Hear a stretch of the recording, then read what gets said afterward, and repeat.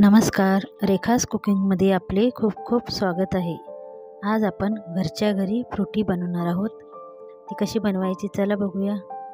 त्याच्यासाठी आपण एक पिकलेला आंबा घेतलेला आहे, ते बारीक कट करून घेतला आहे आणि त्याच्यासमोर अर्धी कच्ची कैरी घेतलेली आहे आणि त्यात आपण 3 चमचे साखर टाकून घेऊ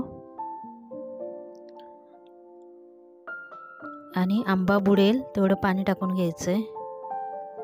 घरच्या घरी आपण फ्रुटी बनवणार आहोत।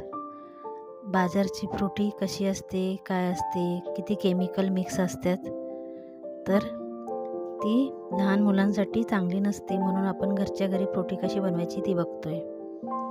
तर आता छान उकळू द्यायचं। पाणी अर्ध झालं की थंड करायचं आणि छान मिक्सरमधून बारीक करून घ्यायचं। तर छान पाणी उकळत आहे, आता त्याला अर्ध करून घ्यायचं आहे। आता छान थंड सुद्धा झालेलं आहे। आता त्याला मिक्सरमधून बारीक करून घेऊ।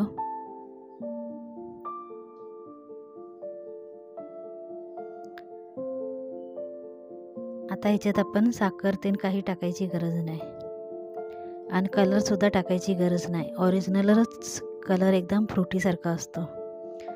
तर छान असं वाटून घ्यायचं आणि एका चाळणीने त्याला गाळून घ्यायचं आहे,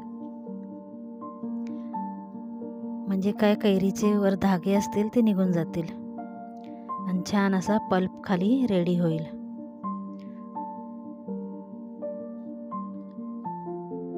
छान पाणी टाकून घ्यायचं, थंडगार पाणी टाकायचं आणि असं गाळून घेऊ। तर छान गाळून घेतल्यानंतर आपली फ्रुटी रेडी झालेली आहे। थोडंसं अजून पाणी टाकून घेऊ, व्यवस्थित मिक्स करू।